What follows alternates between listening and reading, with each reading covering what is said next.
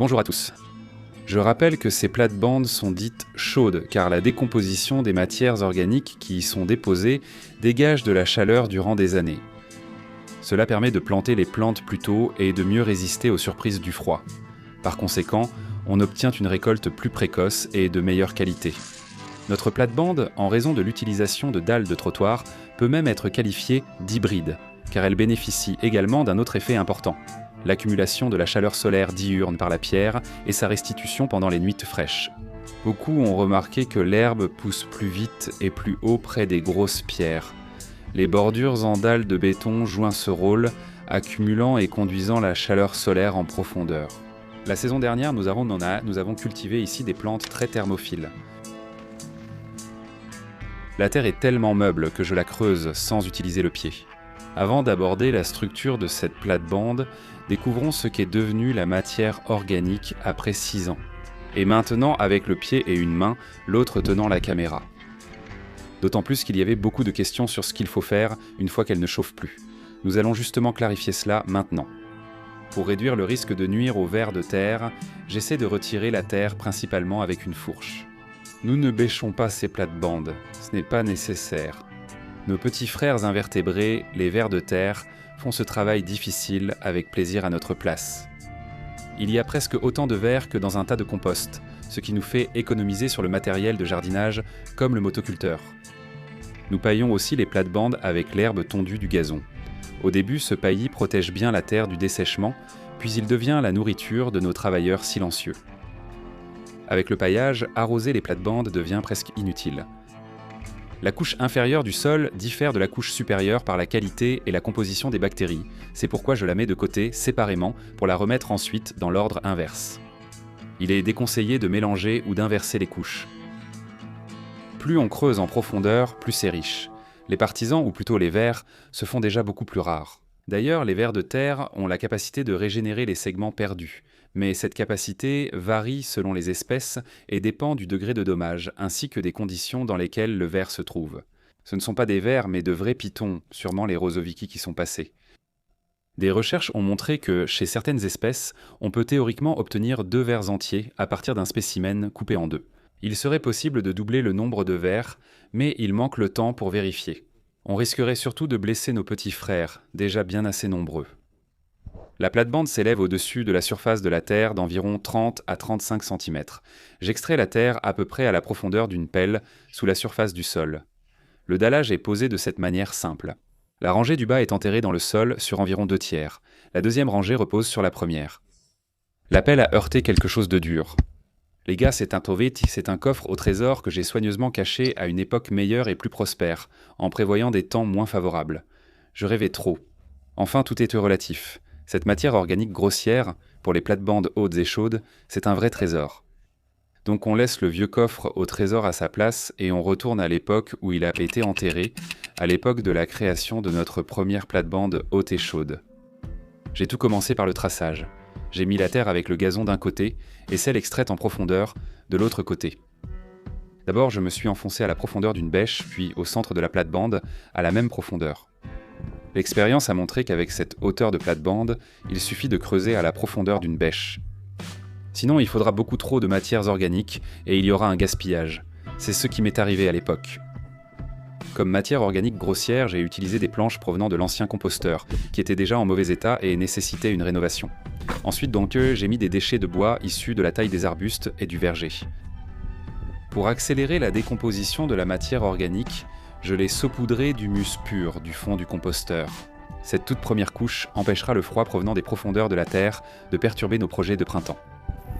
J'ai ensuite recouvert avec la terre extraite bien arrosée, puis ajouté la matière organique du haut du composteur. Il s'agit d'herbes, de feuilles et d'autres déchets végétaux qui n'ont pas eu le temps de se décomposer pendant l'hiver. J'ai recouvert de terre, bien arrosé et répété l'opération. J'ai vu l'idée de poser les dalles en 2 rangées dans une vidéo étrangère. Je me rappelle la pose en rangée unique de mon enfance soviétique. Chez nous, on bordait les plates-bandes de briques qu'on peignait ensuite.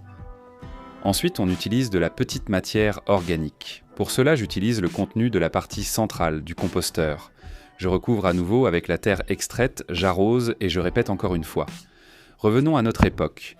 Voici notre plate-bande la plus soigneusement préparée, chaude et surélevée. J'ai ensuite simplifié certains points. Pour les vers de terre, il en faut de la taille d'une paume de main. Travaille, petit frère, travaille. J'enfouis les matières organiques les plus grossières, ce qui réduit aussitôt les déchets de bois dans la cour. À partir du redémarrage de ce parterre, je vais vous montrer comment je procède désormais pour créer un nouveau parterre chaud. Le parterre fait 5 mètres de long, et pour plus de solidité, il y a 2 tirants en armature fixés aux planches du cadre. Je vous montrerai plus tard comment je les ai fixés. Comme je l'ai dit, avec une plate-bande de 30 à 35 cm, il vaut mieux creuser sous le niveau du sol sur une pelle de profondeur.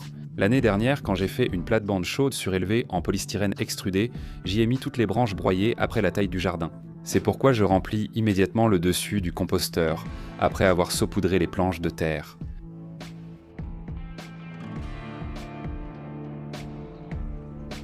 Même si la chaîne YouTube Chansons de Yasha Koziak porte surtout sur la construction à très petit budget avec le projet Maison pour 1000 $, nos vidéos sur les innovations des plates-bandes hautes et chaudes sont aussi très appréciées.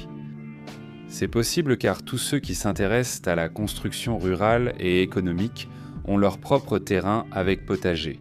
Il y a 2 ans, grâce à un matériau innovant maison, nous avons enfin réglé le problème de fuite du balcon ouvert de notre maison principale. Cela a enfin permis de rénover le salon. En enduisant et ponçant murs et plafonds, j'ai tristement constaté la forte consommation de matériaux et la pénibilité des travaux modernes. Et que dire de l'envie d'essayer de fabriquer, avec de nouvelles méthodes, un sauna, une baignoire ou une piscine simple et bon marché. Je privilégie les méthodes les plus économiques, mais la chaîne rapporte encore très peu. C'est pourquoi, dans l'espoir de trouver des fonds pour tout cela, j'ai activé la fonction de parrainage sur YouTube.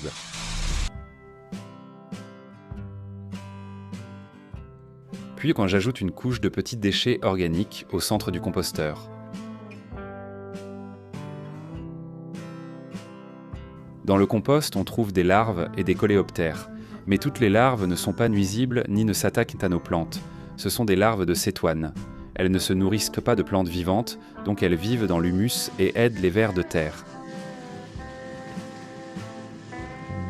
Dans les plates-bandes, on trouve parfois des scarabées rhinocéros, espèces protégées, et leurs grosses larves utiles. Il y a plein de petites bêtes. Un moineau va venir la manger. Imagine directement depuis la main. Et quelle moustache! Ouais. Pendant l'hiver, nous, les jardiniers, nous nous relâchons.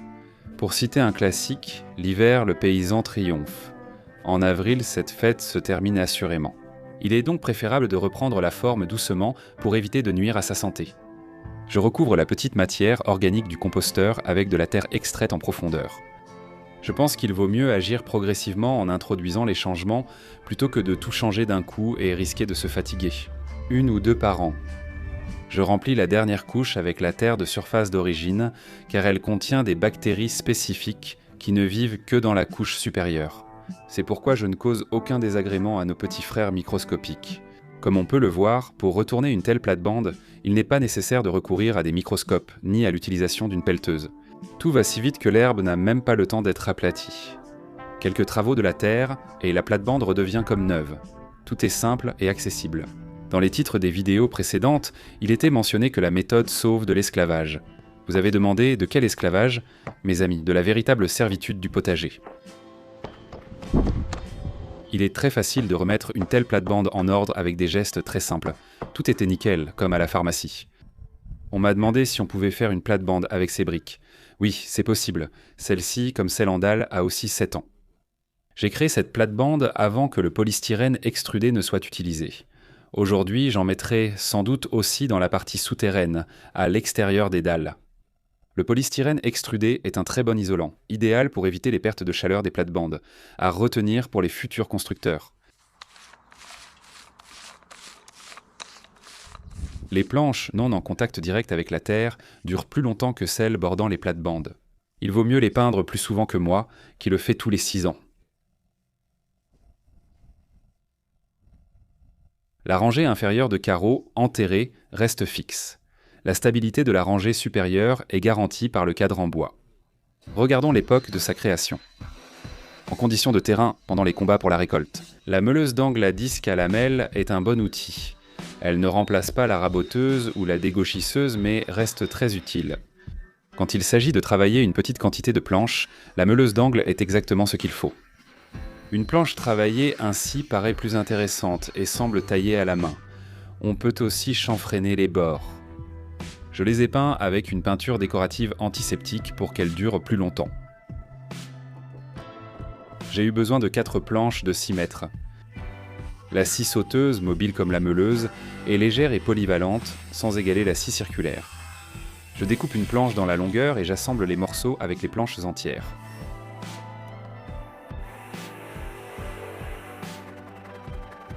Je coupe les angles à 45 degrés et je les assemble. La durée de vie d'une plate-bande chaude remplie de matières organiques est d'environ 5 ans, mais nous n'avons pas observé de baisse de rendement. Je pense que c'est à cause de l'accumulation de chaleur due au paillage régulier avec de l'herbe coupée. J'ai refait cette plate-bande pour vous montrer, mes amis, que ce n'est pas du tout compliqué. J'ai soudé des écrous à l'armature et ajouté 2 traverses pour renforcer la solidité. On pense souvent que dans les plates-bandes surélevées, il y a d'innombrables armées de fourmis. J'ai croisé quelques fourmis isolées, mais contrairement aux craintes de certains commentateurs, je n'ai trouvé aucune fourmilière souterraine. Les fourmis ne nous dérangent pas, elles vivent leur vie. J'ai découpé des morceaux dans les chutes pour les angles. Comme preuve que ce parterre a vraiment 7 ans, je laisserai un lien vers la première vidéo à son sujet dans la description. La date de publication prouve tout. Ce n'est pas tout, ces parterres deviennent vite de petites serres. Une voisine âgée m'a suggéré cette idée. Après avoir fini la première plate-bande, elle l'a vue et m'a demandé ce que j'avais fait. Et elle a dit qu'elle pensait que c'était une future serre, et je me suis dit pourquoi pas. J'ai sorti les arceaux de la remise et percé quelques trous dans les planches. Et voilà, la petite serre est prête. J'ai percé les trous pour qu'ils traversent les planches du dessus et celles du dessous, assurant ainsi la solidité des arceaux. À partir des images tournées, j'ai tout de suite réalisé une vidéo pour la toute jeune chaîne YouTube Chanson de Yatcha Kosiak. J'y ai démontré le confort luxueux incroyable de ces plates-bandes. D'ailleurs, la voisine n'a pas supporté l'esclavage du potager. Non, tout va bien pour elle. Elle a juste décidé de se libérer, a vendu sa propriété à des plus jeunes et acheté un appartement en ville. Quant au premier... La tomate rouge sur la haute plate-bande chaude du 26 est Yunia Pai. Et voici comment se sentent les poivrons sur la haute plate-bande chaude. Je pense qu'il faut lutter contre cette servitude, mais nous allons choisir une autre voie. Et le chou. Lors de la première saison du potager, j'ai filmé avec une caméra au lieu de mon téléphone. Bientôt, nos propres records ont commencé à apparaître.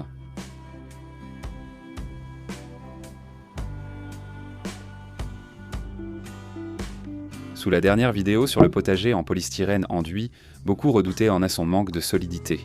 Fissures, déformations, torsions voire casses. Les enfants, je ne suis pas un très bon équilibriste. On voit bien qu'il ne s'agit pas seulement de polystyrène enduit avec de la fibre de verre, mais d'un matériau composite moderne, solide, fait maison et rapide à fabriquer. C'est de la résistance des matériaux. Dans mon projet de maison à 1 000 $, les murs sont faits avec ce matériau, et c'est sérieux. Dans cette plate-bande haute et chaude, l'effet est différent. Le lien de la vidéo détaillée est sous celle-ci. De même, les sceptiques pensaient que la plate-bande en dalle sans béton ne durerait pas une saison. Ils avaient été tort.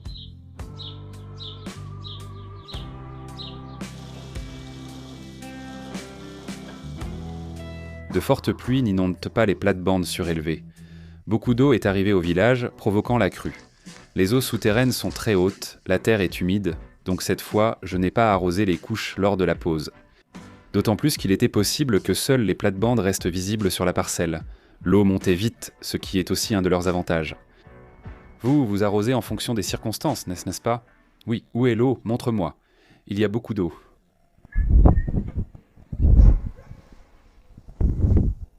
Voyons voir.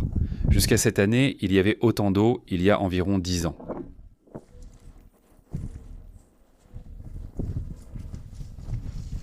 Peut-être que c'est le chien. Lui, il n'aurait pas à en avoir honte.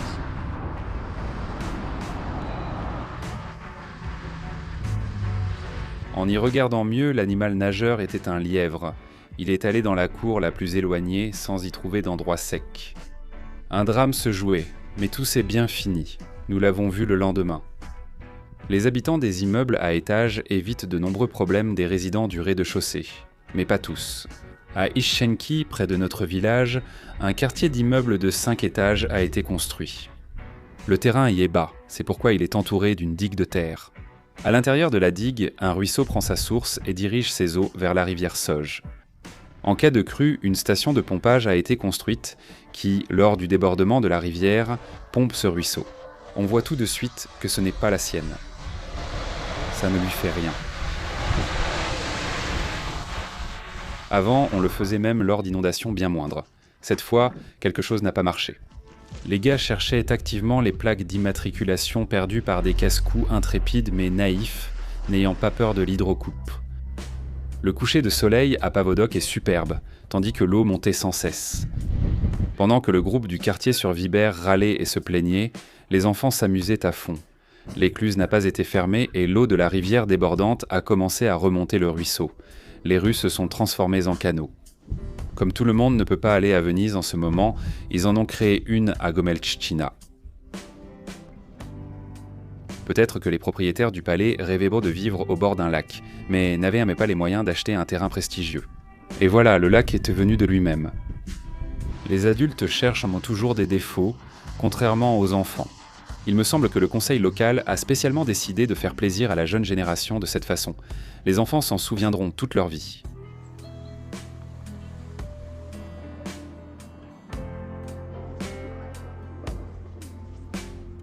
Dans ces immeubles de 5 étages, seuls les sous-sols ont été inondés, là où l'on entrepose surtout des vieilleries.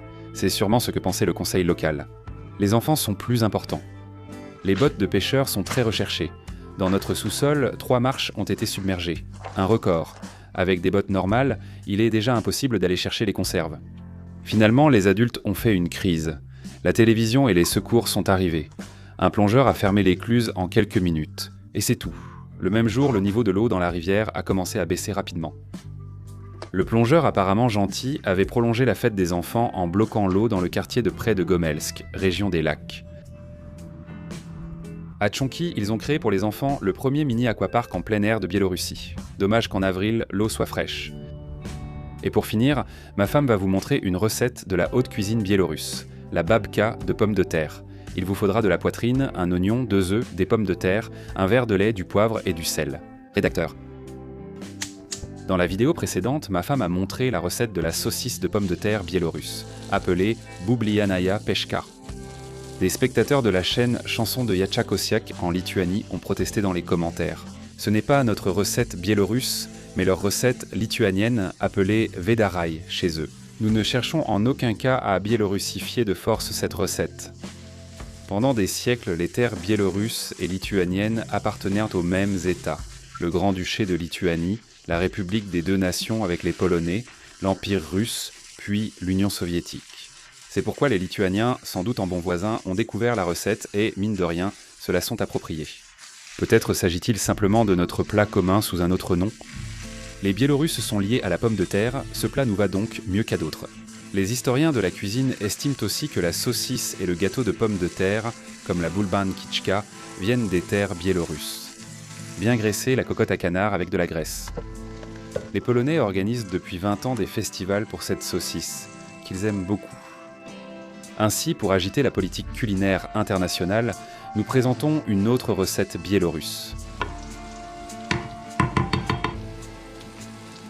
La préparation est simple et ne demande guère d'explications. La principale particularité, c'est qu'il faut d'abord cuire au four pendant 1h30 à 180 degrés, puis encore 2 heures à 150 et tout sera parfait.